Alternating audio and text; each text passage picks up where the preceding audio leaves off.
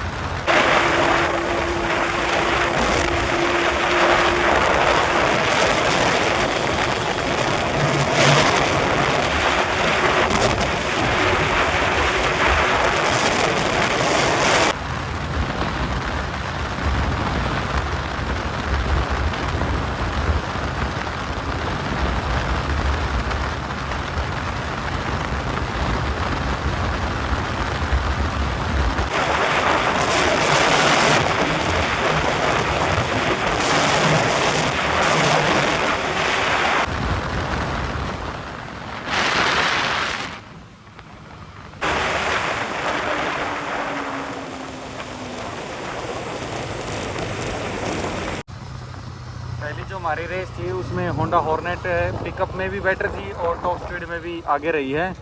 Pulsar पीछे रह गई थी। तो अब करते हैं सेकंड अटैम्प्ट, जिसमें हम ड्राइवर को चेंज कर लेंगे। अब की बार मैं चलाऊंगा पल्सर को और भाई को देते हैं होंडा हॉर्नेट। तो देखते हैं क्या रिजल्ट रहता है या सेम रहता है। तो चलिए करते हैं सेकंड अटैम्प्ट को स्टार्ट। मैं चला रहा हूँ अब पल्सर, देखते हैं कुछ फ़र्क रहता है या फिर रिजल्ट सेम रहता है। भाई कह रहे हैं कि भाई अगर रेस थोड़ी सी और लंबी होती तो हो सकता है पल्सर आगे निकल जाती, क्योंकि बाइक के हिसाब से ये गई है 110 तक, और जबकि इस वीडियो में पहले वाली जो रेस थी उसमें हॉर्नेट गई थी 107-8 तक। तो करिए, कोई नहीं, चेक करते हैं सेकंड टाइम।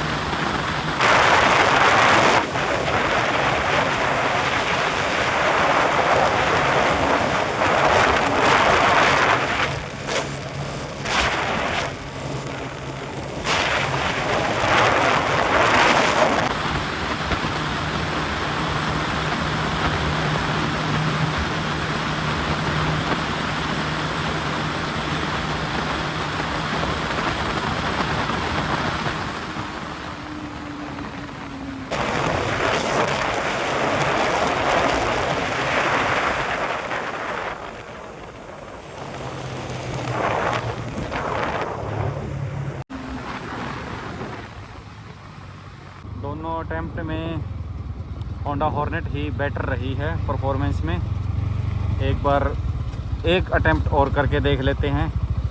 तो वो भाई कह रहे हैं कि NS 125 है, इसको हॉर्नेट को बीट कर सकती है अगर थोड़ी सी और हम लंबी रेस करते हैं तो भाई कह रहे हैं कि मैं दोबारा से NS को ही चलाऊंगा और मैं अब की बार बीट कर दूंगा। तो चेक करते हैं क्या रिजल्ट रहता है।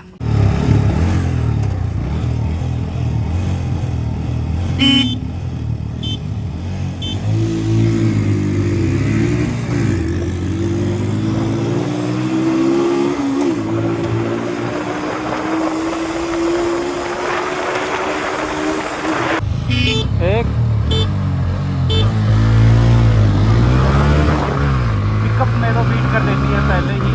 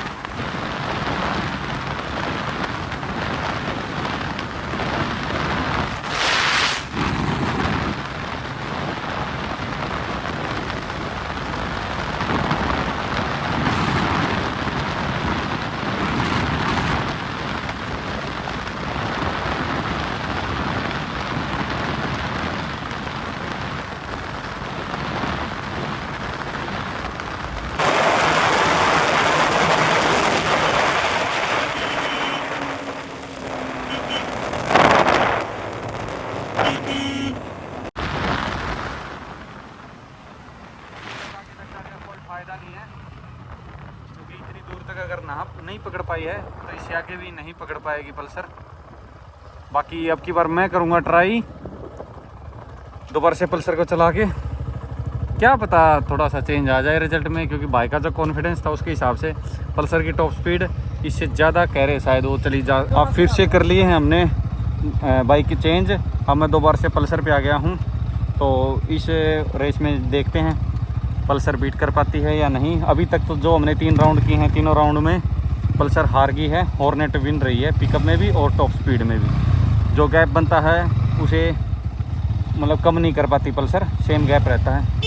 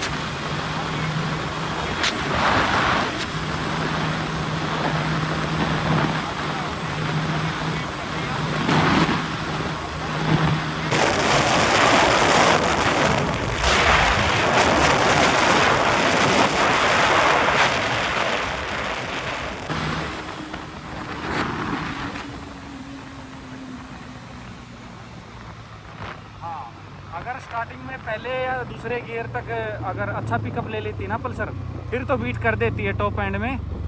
लगभग बराबर सी है टॉप स्पीड, कुछ ज़्यादा फ़र्क नहीं है। थोड़ा सा अगर स्लिप स्ट्रीमिंग यूज़ करते हैं तो उससे आगे भी निकल जाती है। लेकिन दिक्कत वही है, कई बार क्या है, इसके जो गियर हैं वो शॉर्ट है। जैसे पहले गियर में इतना अच्छा पिकअप नहीं ले पाती जितना हॉर्नेट ले लेती है, तो ये पहले और दूसरे गियर में भी पीछे रह जाती है। और फिर उस जो गैप बन जाता है ना पहले 2-3 गियर में, उसको फिर कवर करना मुश्किल हो जाता है, क्योंकि लगभग स्पीड टॉप स्पीड दोनों की बराबर सी है। तो ओवरऑल कंक्लूजन ये है, 3 राउंड में जीती है हॉर्नेट और 1 राउंड में जीती है पल्सर। एक ऐसी हम फ्रेंडली रेस कर रहे हैं जिसमें हॉर्नेट को थोड़ा पीछे रखते हैं, एनएस को एडवांटेज देते हैं, क्योंकि भाई कह रहे कि उसका पहले जो 2 गियर होते हैं उसमें पिकअप थोड़ा कम रहता है, तो एडवांटेज दे देते हैं। स्टार्ट करते हैं, 1 2 3। मैं कह रहा था भाई को मैं नहीं करेंगे, लेकिन भाई मान नहीं रहे। भाई मेरे साथ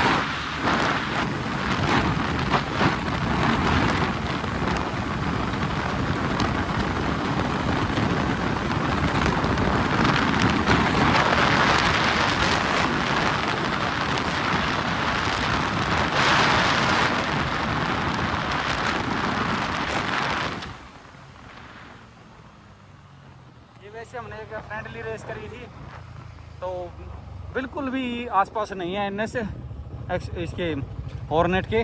पिकअप के मामले में बहुत पीछे रह जाती है एनएस। तो हाँ ठीक है, टॉप एंड में आके थोड़ा सा उसको टक्कर देने लग जाती है। तो दिख रहा है पल्सर के अंदर से अजीब सी आवाज़ आ रही है, ऐसे लग रहा है जैसे इसको जैसे हाँफने लग जाता है। कोई बंदा अगर ज़्यादा भगा दे तो उसको वही काम हो रहा है पल्सर के साथ, हाँफने लग गई है पल्सर। ये बाइक है अपने हमारे पास, ये कुछ ज़्यादा चली भी नहीं है, सिर्फ 35-36 हज़ार किलोमीटर चली हुई है। और इतनी इन बाइकों के लिए 35-36 हज़ार कुछ ज़्यादा नहीं होता, नॉर्मल है। अब करते हैं दोनों बाइकों का इन गियर एक्सेलरेशन टेस्ट। चलिए अब करते हैं इन गियर एक्सेलरेशन टेस्ट दोनों बाइकों का। तीसरा गियर 20 की स्पीड, ठीक है हैं? तीसरा गियर 20 की स्पीड और 35, 40, 50 तक देख लेंगे, पहले ही पता चल जाएगा कौन सी आगे निकलने वाली है। आजा। अभी जो हमारी बाइक देखो एवरेज देने लग रही है, 61 का माइलेज दे शो कर रही है मीटर के अंदर। माइलेज तो एक्चुअल में है काफ़ी अच्छी हॉर्नेट की। ले आगे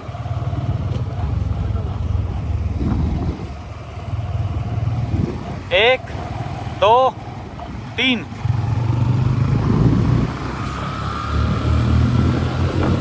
हो गए 50, ठीक है।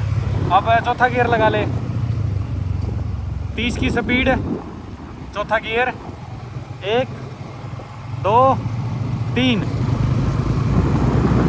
नहीं, इन गियर एक्सीलरेशन में भी नहीं आने देंगे आसपास दूसरों को। पांचवा गियर 40 की स्पीड, ठीक है।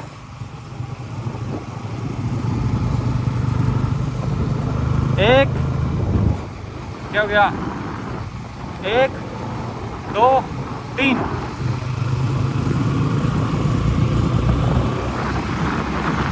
नहीं, हॉर्नेट बेटर है इन गियर एक्सीलरेशन में भी और टॉप स्पीड में भी, और पिकअप में तो काफ़ी डिफरेंस है दोनों में।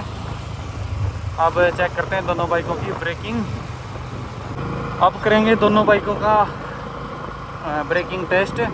बाइक पीछे रह गई है, वो मतलब स्पीड में लेके आएंगे बाइक को, और हमें यहाँ पे रुकना है, इसलिए मैं पहले आ गया। तो चेक करते हैं कौन सी बाइक की ब्रेकिंग बेटर है।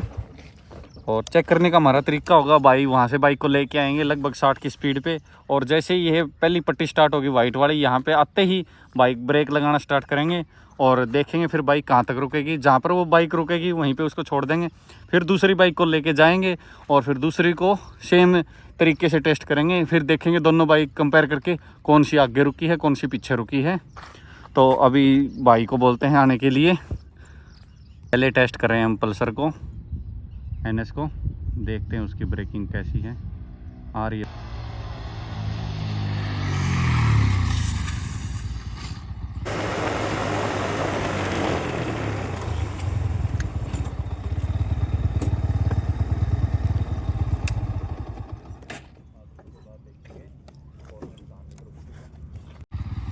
तो जैसा कि आपने देखा पल्सर रुकी है यहाँ पर आके। अब इसके बाद देखेंगे हॉर्नेट कहाँ तक रुकती है। पीछे वाला टायर तो स्किड किया है पल्सर का, वहाँ से लेकर यहाँ तक आके रुकी है। अब बाइक को भेजते हैं हॉर्नेट देके, देखते हैं हॉर्नेट की ब्रेकिंग कैसी रहती है पल्सर के कंपैरिजन में।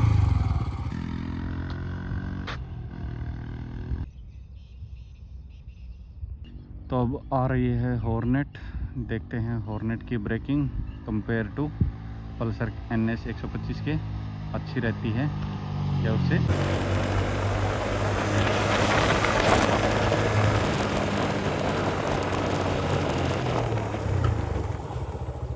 बेकार रहती है। अरे वाह, काफ़ी डिफरेंस आया दोनों बाइकों में। हॉर्नेट की ब्रेकिंग तो बहुत बेटर है NS 125 के कंपैरिजन में। कम से कम भी एक तो 3 से 4 मीटर का गैप है दोनों बाइकों के फ्रंट टायरों में। अब एक बार और टेस्ट करते हैं हम, मैं लेके जाऊंगा अब की बार पल्सर को और फिर उसके बाद मैं करूंगा ट्राई हॉर्नेट को। देखते हैं कोई रिज़ल्ट में चेंज आता है या सेम रिज़ल्ट रहता है। तो घुमा लेते हैं यहाँ से बाइक को और करेंगे टेस्ट पल्सर की ब्रेकिंग। 60 की स्पीड होगी इसमें।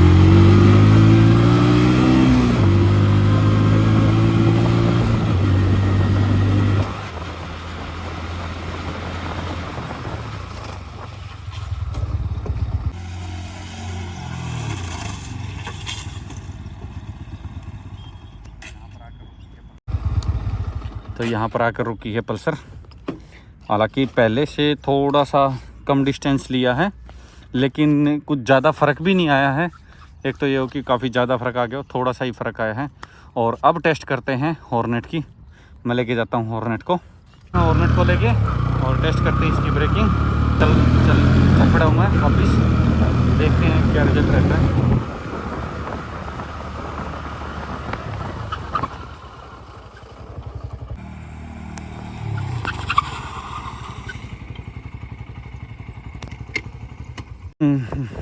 जब पिछली बार भाई लेके आए थे तब हॉर्नेट यहाँ पे रुक गई थी, लेकिन जब मैंने टेस्ट किया तो लगभग पल्सर के बराबर में पहुँच गई है। तो ओवरऑल बात यह है कि हॉर्नेट की braking compare to Pulsar better है, और एक्सेलरेशन में भी हॉर्नेट बेटर है, और टॉप स्पीड में भी हॉर्नेट बेटर है। और जैसे कि मैंने आपको वीडियो की स्टार्टिंग में बोला था, लास्ट में देंगे हम हमारा ओपिनियन, हमारे हिसाब से कौन सी बाइक बेटर है। तो उस ओपिनियन के हिसाब से लगभग हर एक पर्सपेक्टिव से, वाइब्रेशन है या फिर टॉप स्पीड है, इन गियर एक्सेलरेशन है या फिर पिकअप है या ब्रेकिंग है या फीचर्स हैं, हर एक मामले में अब NS आउटडेटेड हो चुकी है। अब इसको अपडेट की ज़रूरत है। और हॉर्नेट पल्सर के NS 125 के कंपैरिजन में काफ़ी better value for money product निकल के आता है। तो हमारी इस ओवरऑल कंपैरिजन की विनर होती है होंडा की हॉर्नेट 125।